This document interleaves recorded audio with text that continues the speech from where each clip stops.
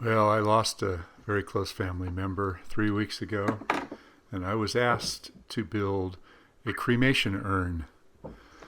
Now, I've never done this before, and I don't really know what I'm doing, so I thought about it, and obviously the first choice was, what kind of wood am I going to use? So I went out to my wood shed, my wood basement, my special stash, and I remembered that I had some highly figured maple. This was actually musical instrument grade maple that was given to me by a friend of mine, and I decided to make a box.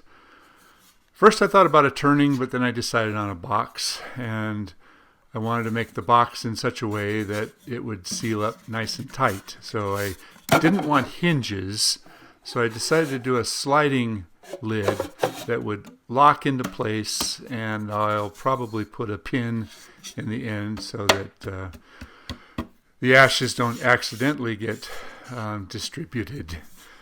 So I'm assuming that the family is going to want to keep this around for a while, so I took it upon myself to try to make something really beautiful. Strength. Now, I didn't go into the beginning stages of building this box because it's fairly straightforward, but this video I wanted to talk about splines. You know, the decorative aspects of this I was kind of winging it as I was going, and I thought about, edge pieces out of rosewood, and I thought, now some rosewood splines for strength would be kind of cool.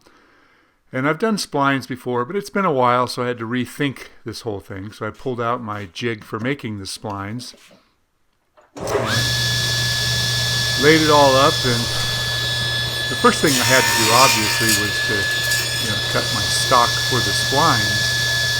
And I made a cut in another piece of wood, and I measured it off, and I cut all the spline material on the table saw. And I thought I did a really accurate job, but I didn't want them too loose, so I made them just a hair oversized. Now, in retrospect, that was probably a mistake, because as I'll show you a little bit later on here, that it was kind of a challenge to get those splines to slide in really nice and clean. And if I had made them absolutely dead on perfect, I think I would have saved myself a lot of work. So clearly I wanted to do a couple of rosewood splines on each corner, and it was fairly easy to balance them out by making one whole side, keep flipping it, and flip it around and get the other side. But for the center, I kind of stopped and pondered for a little bit and thought, okay, do I want another rosewood spline or a couple of splines?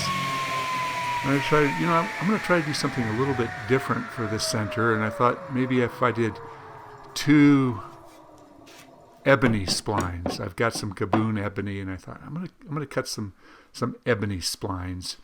And I thought I'm going to make these a little bit deeper. So I set it all up, and here you can see that's my test block, and I wanted to make sure that I didn't cut all the way through.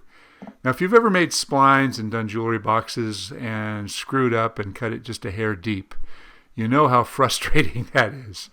And I can remember doing it one time, so I did this little layout block and measured it and put it on there. So, aha, it's not going to go all the way through. Now, of course, if you were building a jewelry box and you wanted a little ledger for maybe a secondary shelf, that would be a good idea. But I didn't. I wanted everything to be hidden. So I reconfigured it. As you can see, I moved the guide fence over to the other side. And I thought, it might be kind of cool to do these splines a little bit closer together. I don't like perfect symmetry, and I thought, let's do it. The 2 inside splines will be a little bit longer, the outside splines will be a little bit shorter. And in my mind, I thought, that's a good decorative process. So I did the exact same thing. I turned it, all the way around 4 times, and then I rotated the box for the other side, flipped it all the way around, put it in the other side, and I cut 2 close splines. Now, as you can see here, that inside corner of the rosewood edge piece kept breaking off. So I pulled them all off, and I re-glued them and put them all on there nice and tight. Now, here's where it got a little bit tricky.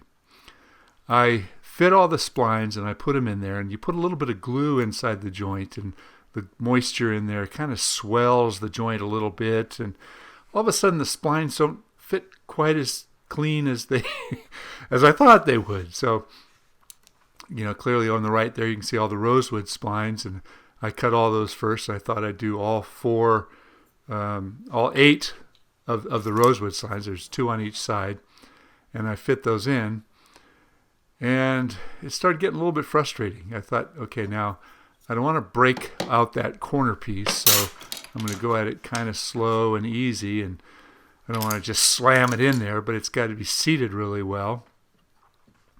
So I got my tiny ball peen hammer out, and I was tapping and putting it in, and it's got to seat all the way up to the very, very edge of that slot, so it's a nice clean insertion. Well, didn't work, so I had to come up with a way of sanding these down, and I had this vice grip with a long edge. I took it over to the sander and sanded a little bit until I got a little closer, and sanded a little bit more until it got closer.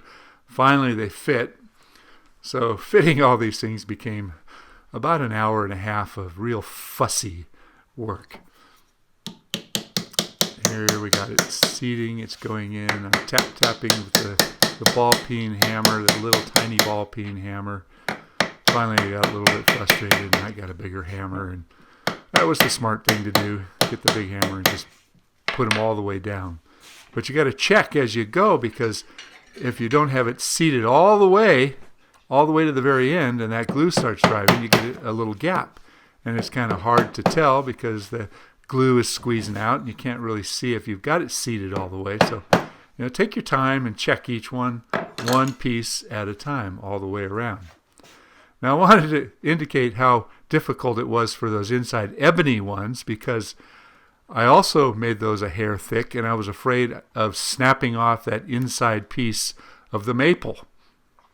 So that took me quite a while. So I'm off to the finish. I opted for lacquer. I don't have a spray booth, and I don't do a lot of lacquer work, but I know that highly figured woods really are exposed well when you use a lacquer. So I gave it 3 coats of lacquer, let it dry sufficiently, and worked a 4/0 steel wool in between the coats, blew it all off, re-lacquered, let it dry, went through the whole process.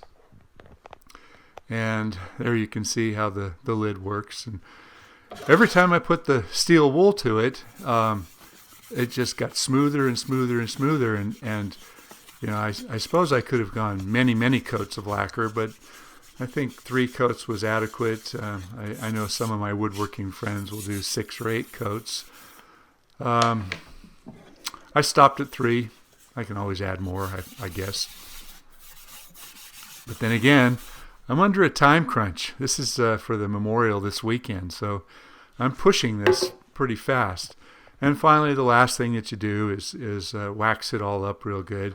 I like to use paste wax, and that really made it pop. There's that edge. You can see the top lid. It just really, really came together nicely. There's a little bit of a gap where the lid is, but if I pop it in tight, it'll close. Thanks for watching.